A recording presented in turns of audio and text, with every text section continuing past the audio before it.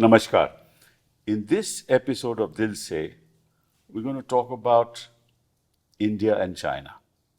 And as we all know, that China now is a very powerful country, economically, politically. It's also a very important country, and of course, China is our neighbor, so we can't do without China.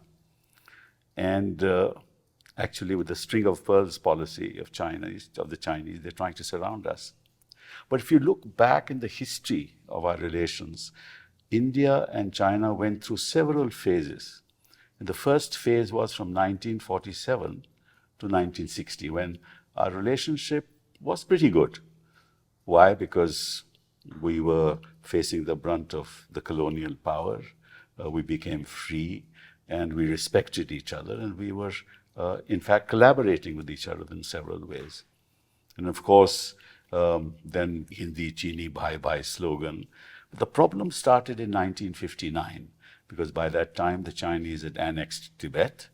And when we gave asylum to the Dalai Lama, the problem started from there, and we entered the second phase of our relationship between 1960 to 1980. And a lot of things happened during that time. We had the 1962 war, which we lost. And we had several other conflicts. China became closer to Pakistan, helped Pakistan. We had the 1965 war, and we had the skirmish in Nathula in 1967. Actually, that's where we actually won the war with the Chinese in Nathula. And then, of course, 1971, we became very close with Russia. We entered into a treaty with Russia. So we've had some problems during that period. Then the third phase was 1980 onwards. And then, of course, you had the visit of Rajiv Gandhi to China, which actually thawed the relationship, in a sense improved it.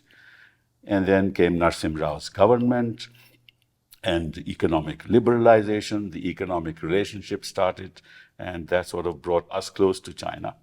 And this phase continued for a while till 2013. When really problems started. Of course, as you know, Aksai Chin has been occupied by China now at one time, and this was way back in our maps. We showed Aksai Chin as part of Indian territory, we still show it, but at that time there was a road that went through it and created tensions. And now, of course, came Galwan, and we lost 20-odd soldiers, and this, actually, the relationship has gotten from bad to worse since that time.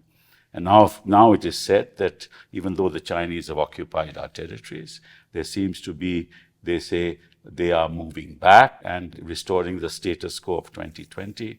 We're going to discuss all this and where we stand with China and what the relationship is going to be in the future with three enormously knowledgeable people, I would say, people who know this backward, such India-Chinese relationship backward. And we have first of all, thank you, Doc. Subramanian Swamy, who is here with us. And what can I say about Subramanian Swamy? He's a maverick.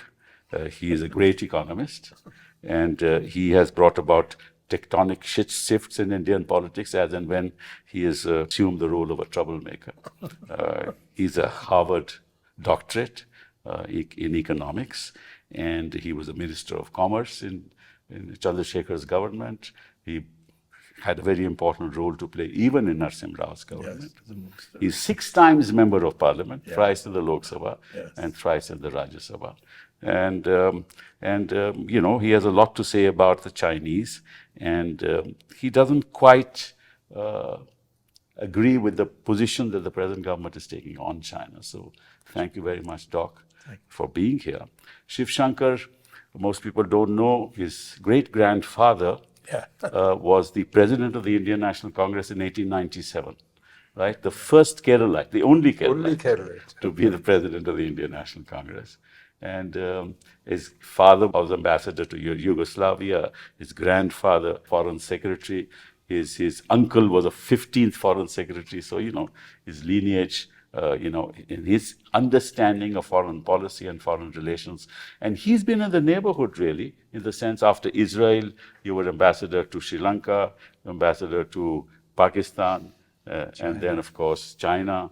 And so, and you were the NSA during UPA government till 2014. Right? and if you were the foreign secretary. So you were completely familiar with this area, and I'm sure you will throw a lot of light on the issue. Thanks very much. You have Ashok. He's here with me. He was also served as ambassador to China, right? Yes.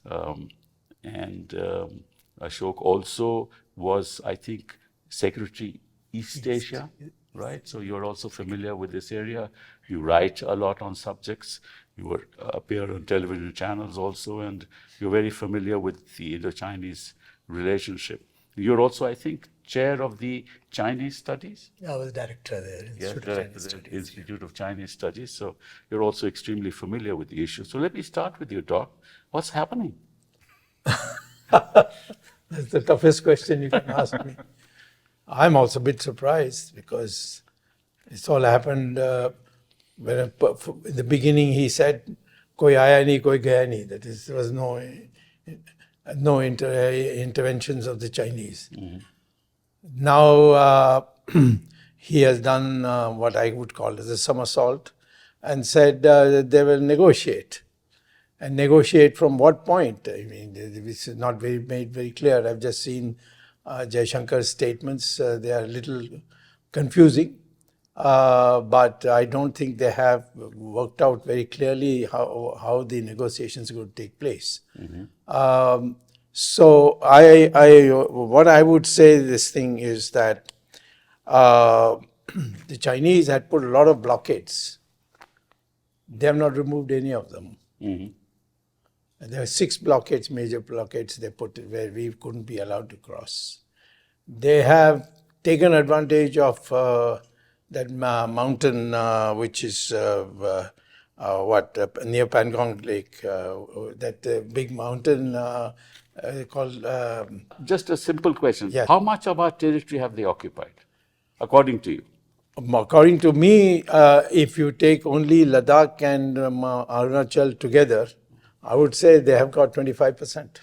25% of our territory. That's what I've done my calculations. I'll send it to you. But the Prime Minister has said that no part of Indian territory has been occupied. Yeah, he says koi aaya nahi, koi gaya nahi till the other day. Now he is saying that yes, aaya hai, but kuch nahi liya hai. That sort of thing. But this happened, of course, after Galwan when 20 of us... No, I'm talking about the entire period. You see, okay. They during Modi's, during Jawaharlal Nehru's time also, they came and occupied. Mm-hmm, mm-hmm. They got this part of Kashmir. They put that road, and we could do nothing about it. And they're now building a lot of infrastructure. On the other side. They are. It's absolutely. I think it's a very, very serious matter which is they are trying to hide. And what intrigues me is this was the ideal time to have a relationship with the Americans. Mm-hmm. But we are having exactly the opposite. Mm. We have terrible relations just now with the Americans. I know, all the Five Eye countries. That's right. Not just the Americans, right? That's right. Now, recently, they've made some very, very serious allegations against... That's right. And the Chinese, and the Americans and the Chinese have very good talking relationship. So I don't think they can do without each other, if you ask. Yeah, that's probably more accurate. But the fact is that we are completely, even the people who were there in Pakistan, this recent meeting, was in Pakistan, right? Yeah, yes. And they told I know one journalist who's very close to me, whose name I won't give, who was representing the Hindu paper in that conference. So from her I heard, so I put also that's certainly not hearsay. So I got the impression that Xi Jinping was very cold to him. Mm-hmm. Mm-hmm. Oh, Kazan. Yeah, in that place. Mm-hmm. And he has made a proposal that he wanted to improve relations. Right. And the Russians, of course, pushing that along. And there's no concession they have given at all.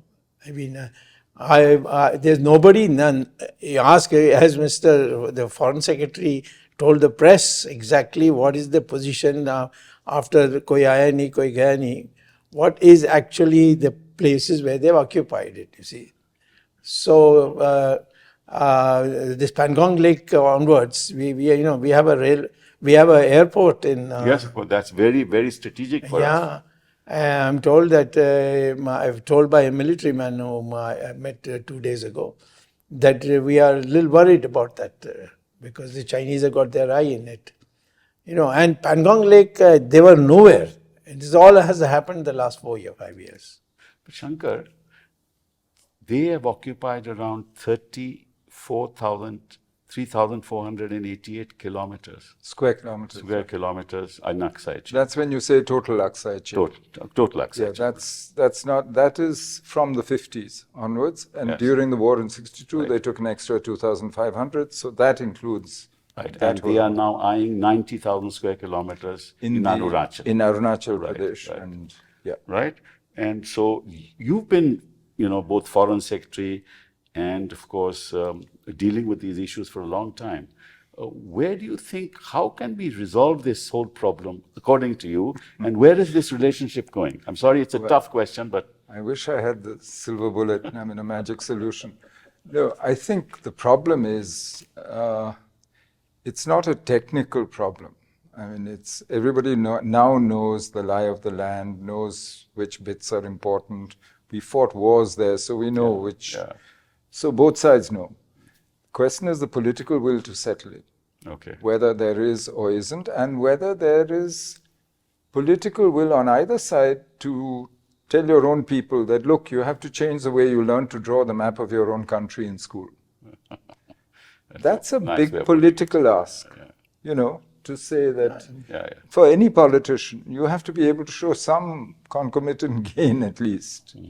And neither side has come to that simultaneously so far. If I remember correctly... There have been times when we've been ready, when they've been ready. If you look at the history, the 70 years, you've had a series of missed opportunities when one side or the other was willing to see. Nehru was told by Chou En-lai, we'll accept the McMahon line. He said, right? we'll be realistic in where you are holding it. You accept what we are holding. And Nehru said, I can't do a bargain with you on this. I remember. So we can't swap. You can't No, and Nehru then told him, look, opinion in India, as you said, after 59, after the Dalai Lama, Tibetan refugees, after China, which had kept quiet on the boundary and said, we have no territorial dispute. Suddenly in January 59, Chou's letter said, we have these huge claims and the whole boundary is disputed. So everyone in India felt betrayed.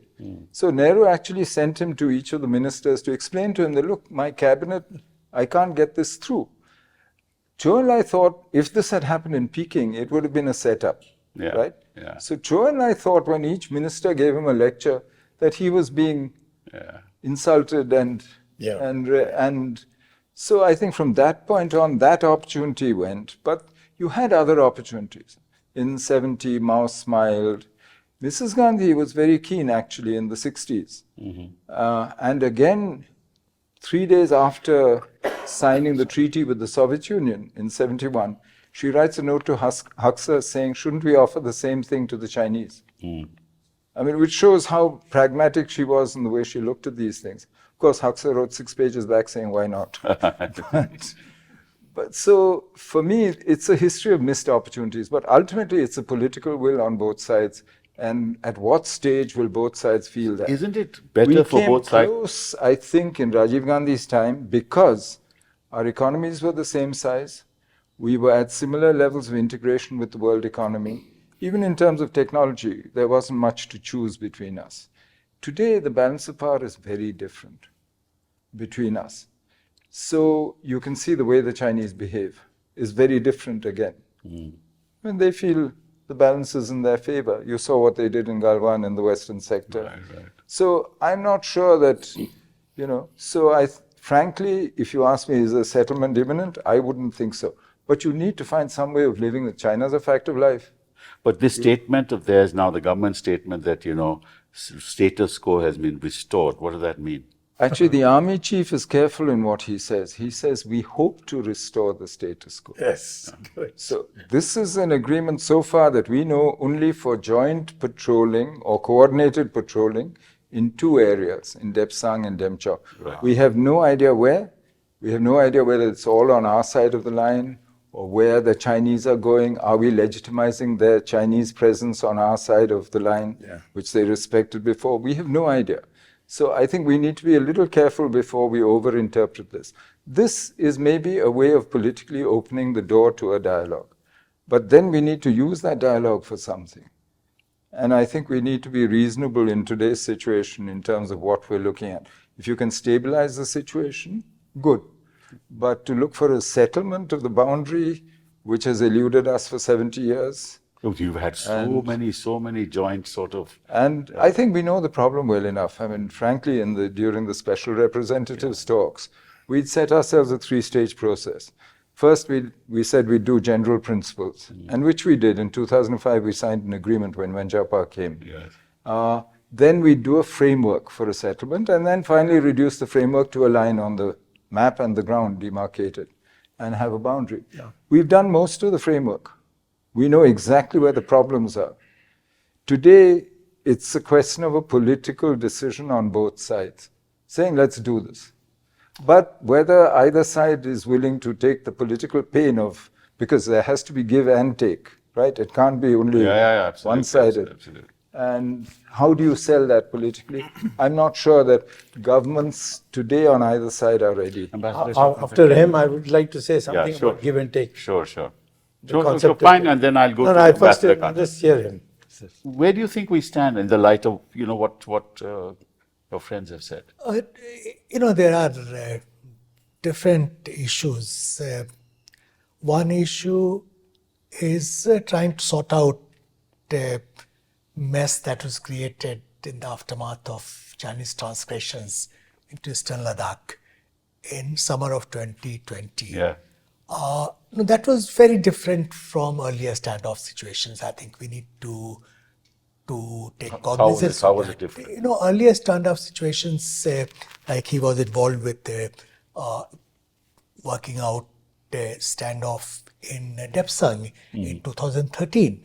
Yes. And essentially, we could persuade the Chinese side to go back, restore status quo ante.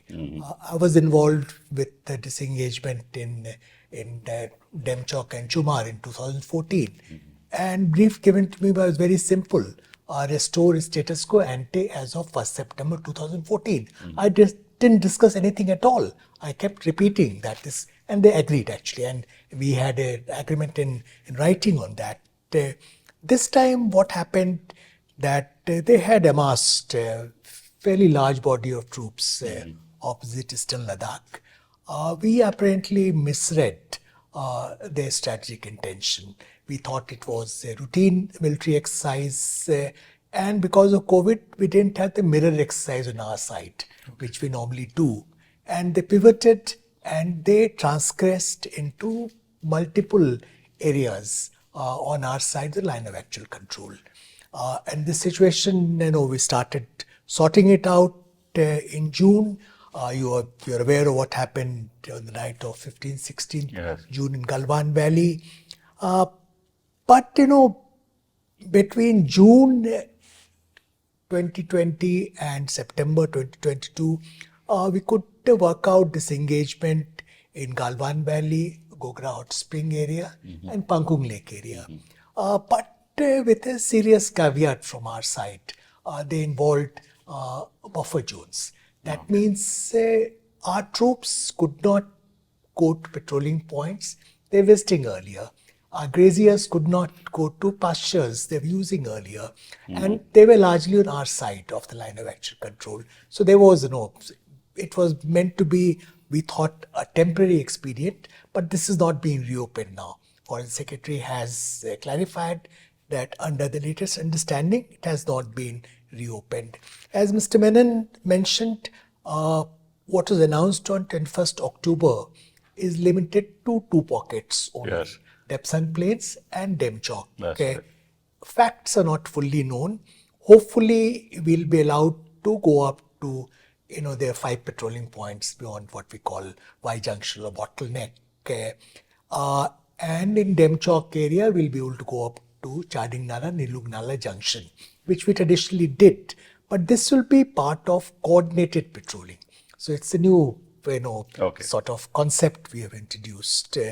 How deep Chinese will come, what will be restrictions on the patrolling, all that is not known. So first thing which is required, that there must be greater transparency, greater visibility about what has been agreed, number one.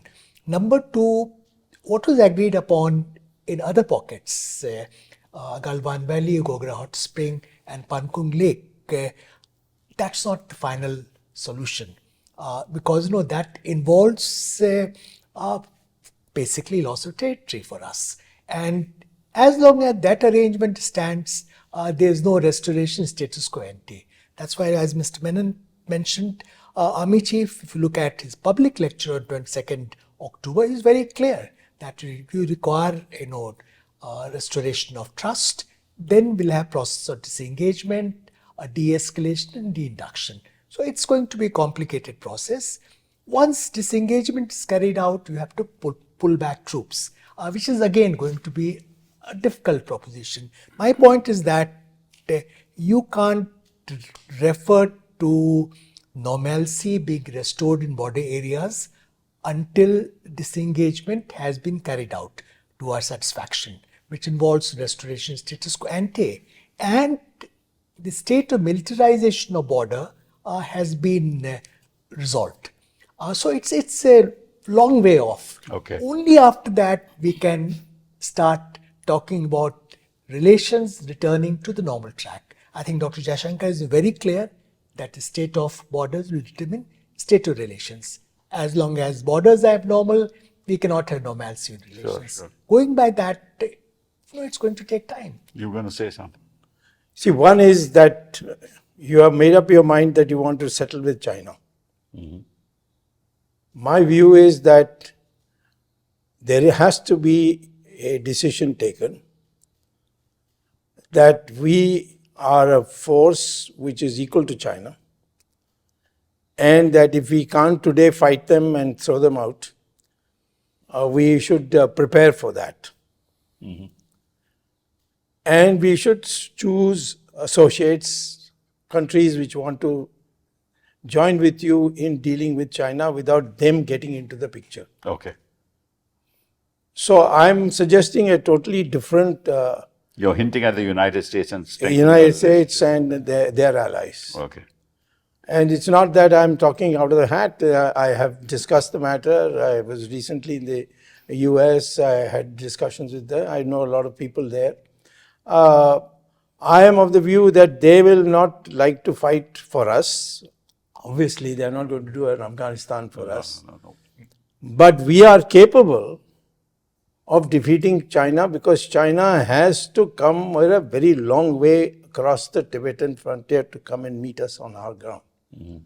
But at You're the not moment, they have an prepared. advantage in the sense that they are sitting pretty out there across the border. No, that's not. They have to cross a border, cross the hills, and then come and sit on our border. But they are at a higher. They are, but Yeah. I'm saying that it makes it very difficult for makes them to difficult for retain them to, it. Yes, correct, Yes. correct. provided you But are they have at the well moment a informed. strategic advantage, is what Yes. I'm saying. Yeah. I'm saying that there are countries which will be ready to, and you after all formed a quad. Why did you wind it up de facto? It's been wound up. Mm-hmm. Why did we make it, and why did we undo it? My personal feeling is that from what I know, the Prime Minister is a little afraid of China. Otherwise, he wouldn't have said "Koi aaya hi nahi." He should have taken that as an example. But he can't be afraid because he's the one who said कि लाल लाख दिखानी चाहिए. No, Lan gayi in South India, but not in I see. not to the Chinese. You see, I see. you see. When one lady officer told us that these people have come in 2020, Yes. it was poo-pooed, and I think she was in fact shifted out or something like that. Right. But the fact is that it was so. He said, "Koi nahi aaya." Na koi aaya, na koi gaya. That's what he said. That was a lie.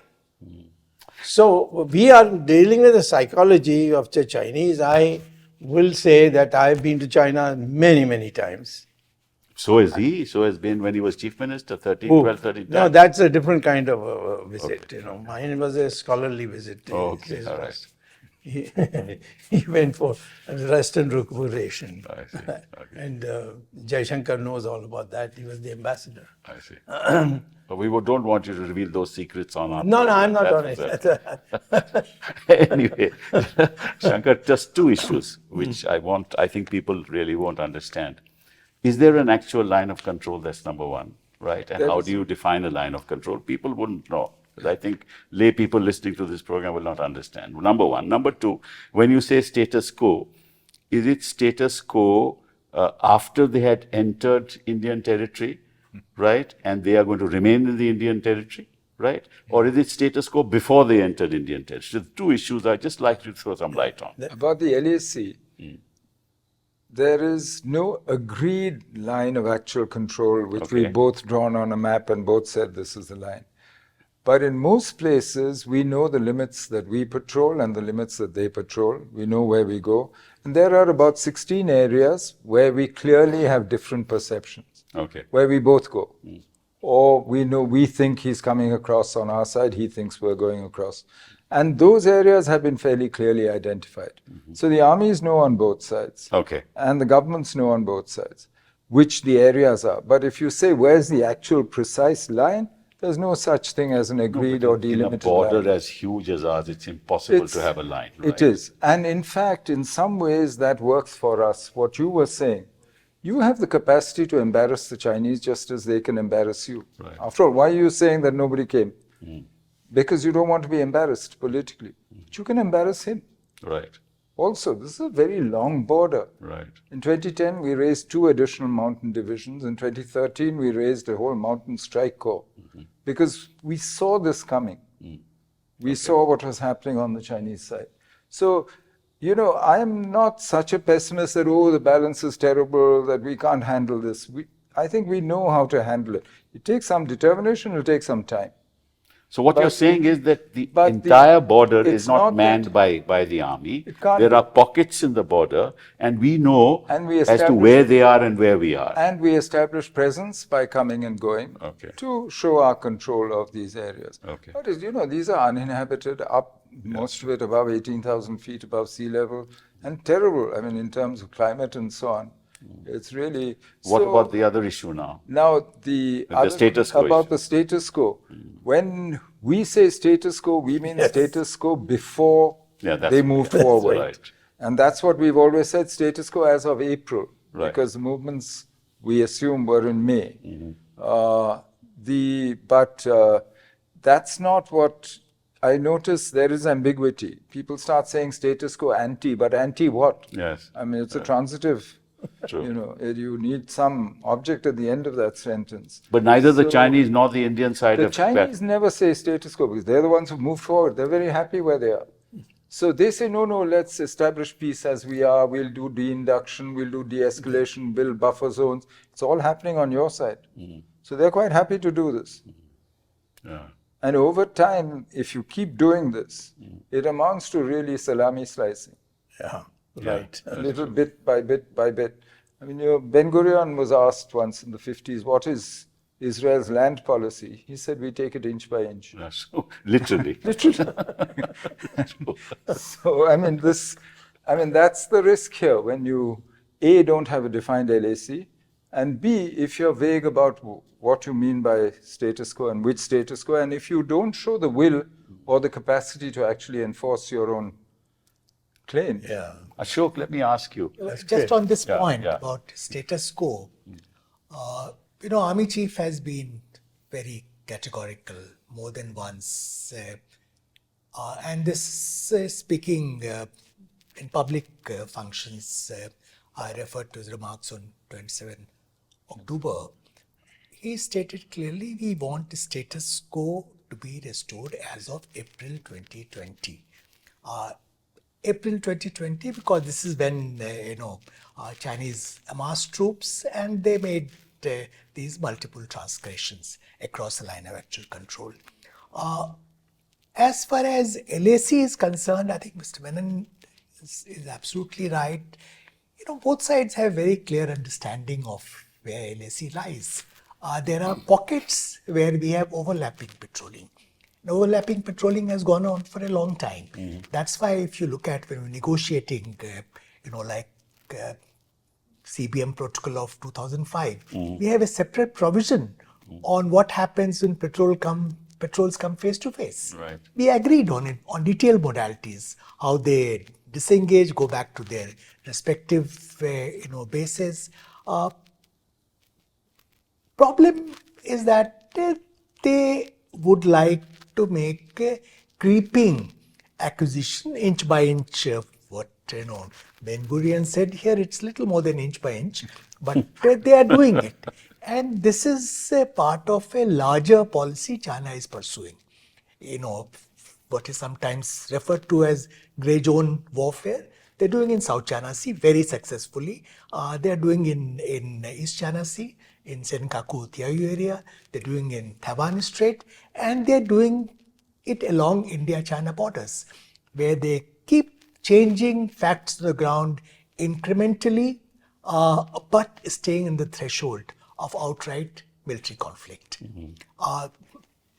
And it becomes difficult to deal with them. I don't know, again, point he made, when it comes to deterring China, it's not that we can't do that.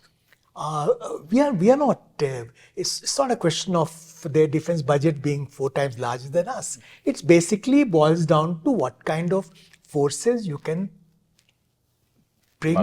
muster and bring to bear upon the line of actual control. And in certain areas, we have advantage. For instance, the fact that our airfields are at lower altitudes. So there are advantages, not that it's... But in this area, do they have a strategic advantage by being there upon... Yes, I mean, that's why when we assess what happened on 21st October, apparently up to 5 o'clock in the morning they were negotiating. There was one area where if indeed we have been allowed to go back to 5 patrolling points beyond bottleneck, that's a significant gain. Because Chinese wanted to block us. Because that also provides a sort of ingress route towards Aksai Chin. You have G219, which is coming up, which is there. They are building another highway parallel to that. They wanted to retain that advantage. That was a significant advantage. If there is overlapping patrolling or coordinated patrolling, to some extent that advantage they had gained is negated. Okay. But if you look at it from an overall... Sorry. Yes. And the other thing is very important, which we need to know. We need to know, is there a quid pro quo? If they agreed to allow us to resume patrolling to our traditional patrolling points in Depsang Plains and Demchok, there are media reports suggesting that they have been allowed patrolling in Yangtze and Asafila area. That's right. Now, Yangtze is one area. We've never allowed that to happen. We are militarily well entrenched. That's right. They, according to reports available in public domain, in December 2022, they tried to actually a fairly large body of PLA troops came, and they were foiled. People don't know where Yangtze is. Well, Yangtze is, so you better tell it's in Arunachal. That's the other side. Yeah, not far from Tawang. Yeah, actually, that's not far from Tawang, where we had a lot of problems. But anyway, so people don't know listening to this program. But if those concessions are made, I think that's serious concession, and we need to know about it. Yeah, but nobody is telling us, and I think it's the duty of the establishment to tell us exactly what the understanding of this relationship, of this so-called, agreement is. Yeah. And if they don't do that, then people like us will speculate, and it's not good for the country. May I add 2 things? Yes. There were 2 times when the Chinese, their own internal literature, confessed amongst themselves. Nebu is something which is for their internal circulation. One is in 1967, when that hill of Sikkim. Yes. Nasrullah. We sent them, Yes, sent them sent them packing. back. And we have a strategic advantage there. Absolutely, and it was great valor on the part of our people also, and that they were able to push them off. Right. Second thing is during Rajiv Gandhi's time, there was a Sumdu Rum Valley thing. There also they got a beating, and it had an impact in China. I met Deng Xiaoping in 1981. And at that time, he said to us that you also become very strong. We are also very strong. Why should we fight? The Americans will watch it with glee. So that position has changed quite a lot. I think they now feel that there are only two major world powers. One is America and one is China. They're not wrong, Doc. As of now, not wrong. Yes. But why should we allow that to be so? Yes, I agree with you. I mean, if your per capita income is $3,000 and their per capita income is theirs is 12. What is 12. there? No, Right. let's say on Chinese GDP, please, I've written books on it. Yeah, but there are lots of problems with Indian GDP also, no? Yeah, there is, but nothing as absurd as theirs, you see. You know, they're blocking our water resources, they are building big dams. I'm not the reality. I'm not on the present thing. I'm not very popular with them anyway. So I'm saying basically, well, we do have our figures sent to the World Bank and the United Nations Statistical Office, and some degree of our ability to take it apart. At some stage, you were in charge of some statistical office, no? Yes. He's the one who did the first national income estimate. That's right. Saying, therefore, you know a lot about that. Yes. Right? In fact, Deng Xiaoping specially invited me because I was able to give him the number. So these statistics are a matter of great controversy in India. Of course they are. but where do we stand economically? $85 billion deficit. Right. And in fact, it's getting worse. You know, the 5 years before 2020, there was about $21 billion worth of Chinese investment into India. Yeah. And there was some hope of reducing the deficit if Chinese manufactured in India and we started exporting out of, and we built some manufacturing here to balance it out. But after 2020, of course, that stopped. I mean, we stopped investment. Don't even like that. And now you've gotten to work yourself into a position where it's very hard to see how you can deal with that deficit, because China is critical to your economy in many crucial sectors: automobile parts, APIs for pharmaceuticals. Electricity. You look at electronics. Yeah. You know, it's in fact something like almost close to 40% of your manufactured imports originally come from China. Correct. And this is... Their average export over the last many years is 9%. So India. You've got yourself into a position where actually you have the same problem as the Americans. You are structurally, economically linked to China. Right. And you will do damage to both of yourselves if you try and decouple. So you can de-risk, but you can't decouple. But you have huge issues on the political side. As he said, as the Foreign Minister says rightly, you can't have a normal relationship if the boundary situation, if the border situation is not normalized. And so we have this dilemma where so to that extent, what happened this October so-called agreement, Chinese have never called it an agreement, by the way, yet in public. To that extent, if it opens a door to a proper political dialogue, because ultimately these are not the kinds of issues that either some soldiers or diplomats or bureaucrats can settle. No, I don't think the politician in India today can But the settle. politicians need to decide how they want to handle it. I'm not saying solve it, because politics is a process, you know. Things evolve. They can mutate into benign or malign forms, and you can manage the issues. And in our case with China, we have such big fundamental issues, the economic issues, all these, that I think it's more a question of coming to some political understanding. That's what we did in Rajiv Gandhi's visit. It gave you 25 years of peace. Yes. To go your own way, each of you. Chinese made better use of those 25 years maybe than you, but you did better than anyone else in the world, except the Chinese. That's so to that extent, so I think you need to find a new modus vivendi somehow. Whether you can or not, I don't know. I'm not betting on it today. No, if your defense minister makes a statement, we're going to get Aksai Chin back, right? These are statements made by our leaders, right? And Well, you maybe make he's these thinking very of 100, aggressive 200 statements. years. You But are de- if they followed it up, it would be a terrific statement. But they don't follow it up. That makes it be No, much we worse. don't have the economic. I'm sorry, Doc. I disagree. We don't have at present the economic strength to follow it up. What we need is don't that agree. economic strength. I don't agree. You don't. You know, but I don't think it's not your GDP that deals with their GDP. Ultimately, as he said, it is how much power you can bring to bear on the actual problem.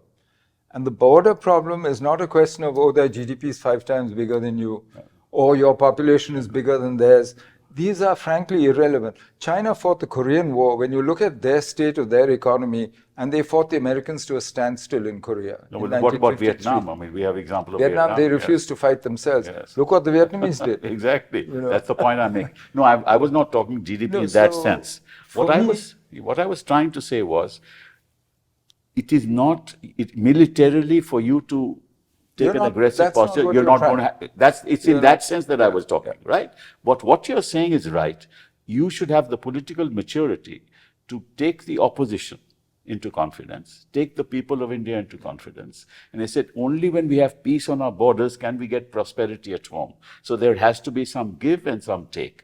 If you can build that kind of environment, that's the political maturity I think you're talking about. You know, when we were negotiating the Border Peace and Tranquility Agreement with China in '92, Ashok knows, Narasimha Rao told me, you go and meet the following 6 people every month and talk to them about the agreement. And he mentioned Vajpayee, Advani, Gujral. He had a list of people that, all of them outside his cabinet and opposition leaders. So I told him, what do I tell them? I don't even have a draft, an agreement, nothing with the Chinese. We only have an agreement with the Chinese that we'll talk. He said, go and ask them what to do. True. That's wise. That's wise. I went and asked them, what should we do? So everyone said, what can we tell you? But, maybe. And we went through this. Every month I'd go. For 6 months I went around.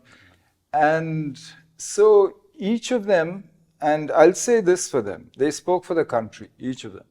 They never said, how does my party do out of this? Yeah. They weren't party political. They each, I remember Vajpayee distinctly say, you think it's good for the country? Do it. And then if I said yes, he said, yeah, then do it. So, and for me, that was great learning because they were part of the process. Of course, I couldn't tell them all the details of the negotiation and so on. And Narasimha Rao also told me, don't tell them everything, being Narasimha Rao. Right. But at the end of it, we had a national consensus behind what we were doing. But that's what we need to build. Actually, same thing. Very great. I can. That I agree. He was there, he knows. I was his director at that time, Yeah. 93. 1996 military CBM's agreement. I was asked to negotiate. Once we had negotiated the package, Salman Haider was foreign secretary and asked me to go to CPM headquarters. My first visit to Ajay Bhavan, in fact, I was a little scared. So I was asked to go and brief opposition leaders before we had signed the agreement in confidence. And then no one sort of broke that confidence. Same thing happened in 2005. After we had negotiated agreement on political parameters and guiding principles for boundary settlement, which is a very sensitive agreement. I was told, go and brief Mr. Advani. He was leader of opposition. I briefed him. He heard me out. He didn't, make any comment. Unlike Mr. Vajpayee, he kept his counsel. But no one opposed either of the 2 agreements because they were seen to be in furtherance of national interest. Absolutely. So need to ensure that some of these issues go beyond, partisan politics is very important. Otherwise, we can't deal with a country like China. I've always believed that while public figures, heads of political parties will spar at each other in the public space, when it comes to the national interest, each one of them that has been our patriotic experience. enough to go along. Exactly. It's the maturity of the leader of the country who has to take everybody into confidence and then evolve a solution, which is the only way forward. What do you say, Doc? I agree, totally agree with you that nobody wants to stick his neck out to fight when everybody else will be suffering for that. But there's no initiative being taken. That's the problem. Even within our own party, no initiative is See, the taken. problem is that these are unilateral decisions being taken Yes. without taking people into confidence. That's right. And that creates a lot of misgivings in the political system. And most of trouble is that the the other side, I mean, not just China, but anybody else, if they see politics in India as a blood sport, they're very happy to use this. yeah. And the chances of you actually negotiating successfully go down tremendously. If you look weak and divided. Yep. I think Then that's the problem. the leader has a responsibility to Yes. show that we are all united Yes. by calling everybody. Yeah, out. but if the leader says, "Oh, nothing has happened," yeah. and everything is "Na koi is taraf aaya, na Yeah. koi is taraf," so then how do you sort of evolve a consensus? No way. Dr. Swamy referred to Sumdarongchu Valley, Wangtung incident. Yes. Before difficulties we had over Eastern Ladakh, that was the last time when India-China borders became live. And in fact, Deng Xiaoping conveyed through Caspar Weinberger that we'll teach India a lesson. But almost from day one, we maintained complete transparency. MEA spokesperson briefed media that there has been transgression by China. They have occupied this post in Wangtung in Sumdarongchu Valley. On the whole, actually maintaining that kind of visibility, sharing information with other political parties, with public, in fact, it helps negotiators. always. So there are, of course, details, negotiating positions you can't make public. That goes without saying. But a general, stance of greater visibility about the outcomes as also about problem is most helpful. Well, I think this discussion, ultimately, there are three issues that really come to light. Number one, we are economically dependent on the Chinese in many senses, as you rightly put it. And our economic relationship is, of course, very, very robust. Secondly, we're not militarily as strong as China is at the moment, right? We can be. But we have enough. But we have enough. We have enough can to deter them to take any real aggressive posture. So that's clear, that they know. But having said all that, we need to politically resolve it. And the only way to resolve it is to be inclusive in your policies, take everybody into confidence, and tell the people of this country we need to resolve the border issue, because then we can actually work as friends and take the economic agenda forward. I think I would like to add this much, yes. that we are not as dependent on China as it is made out today in the country. Okay. And in fact, if you decide that you need to But then you have to move to the Americans and to the West. if you're buying from the Americans, is as good as buying from the Chinese, or vice versa. And if the Americans knew that we are trying to get out of the Chinese clutches on us, I'm sure they will be a little more reasonable than they are presently. Here on economic engagement, Sibal, I think it's a fairly complex picture we have. On trade account, if you look at intra-set data, because India, China, we come up with different sets of data. So I look at international trade center data, intra-set data. Last year, trade deficit was $106 billion. Our total exports was $16 billion, which was a decline from $21 billion, or $23 billion in 2021. And it's not likely to pick up momentum. We have all struggled with trying to remove non-tariff barriers without much success. So trade will remain highly asymmetric to our disadvantage, which is no not doubt viable. about that, yes.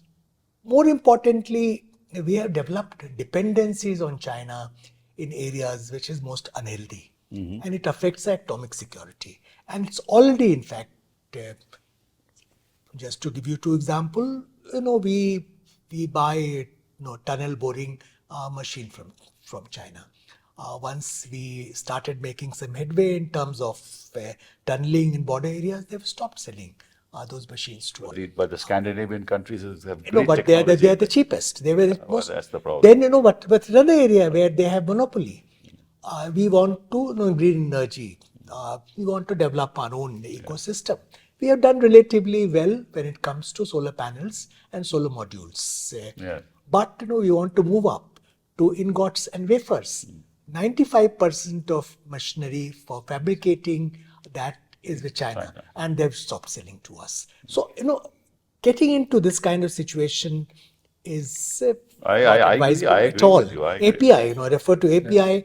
85% of requirement to APIs comes from China, for a country which styles itself as the pharmacy of the world. This is the problem, Doc. This is the problem, that we are dependent in these areas. I mean, we must work to see that. No, I agree. goes. You have to de-risk. You have to. We have to Yeah. de-risk. Yes. You So have to de-risking find is other essential. ways. There are Right, other ways. Find resilience, build other supply chains. You have to work at this. Right, right.